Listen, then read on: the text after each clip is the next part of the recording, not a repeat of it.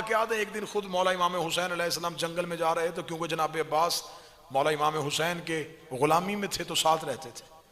तो जंगल में शेरों की आवाज़ आई। मौला हुसैन ने रुका, रोके कहा, अब्बास मुझे लगता है कि शेर किसी इंसान की तलाश में है, कहीं इंसान शेरों ने घेरा तो नहीं। इतना कहना था, गाजी इजाजत लेके जंगल में घुस गया।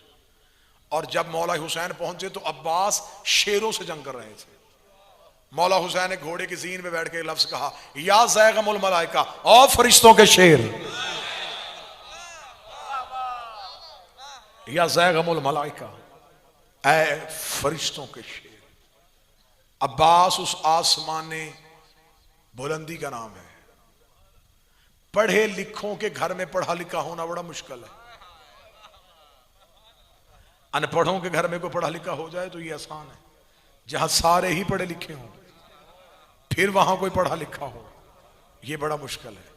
जिस घर में नबुव्वत का सूरज हो, जिस घर में इमामत का चांद हो, जिसमें हुसन का चांद हो, जिसमें हुसैन जैसा करीमी का चांद हो, वहां अपने आप को कमरे बनी हाशम कहलवाना, ये सिर्फ सखी अब्बास की बहादुरी की आला मिसाल मौला अमीर अल मोमिनीन के शागिर्द जनाब हसन के शागिर्द।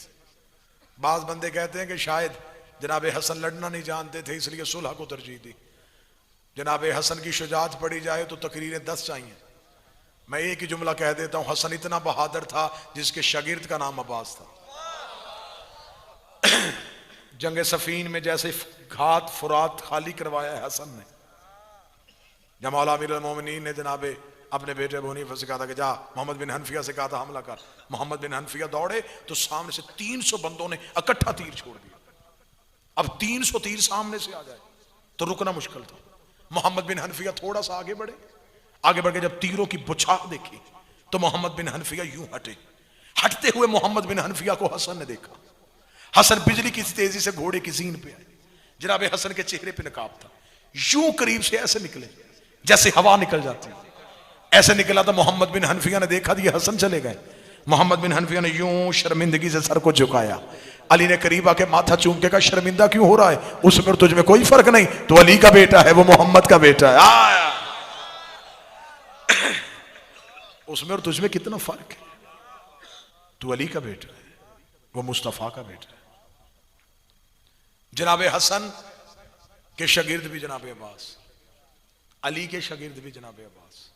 और इसी जनाब अब्बास ने जब इमाम हुसैन ने मक्का छोड़ा तो इसने काबे की छत पे खड़े होकर जो खुतबा दिया, उस खुतबे से आज तक यजीदियत लरज़ रही है। हज़रत अब्बास काबे की छत पे और काबे की छत पे जाके कहा, अल्हम्दुलिल्लाहिल्लज़ी शर्रफ़ हाज़ा बैती बेक़दूम अभी, तारीफ उस अल्लाह की जिसने इस घर को उसके बाबे के कदमों की वजह से इज्जत। मन कान बैतल अम से असबह किबलतन, अब्बास ने आंखों में आंखें डाल के कहा, यह सिर्फ घर था, इसे किबला हमने किया है। काबे की छत पे अब्बास बोल रहा हो तो कौन सा जिगर है जो बर्दाश्त करे?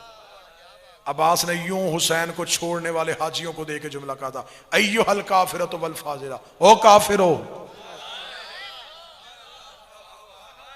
ओ फाजिरो इन लम तुरीदल हुसैन इलल काबा, तुम क्या समझते हो तुमने हुसैन का रास्ता रोका?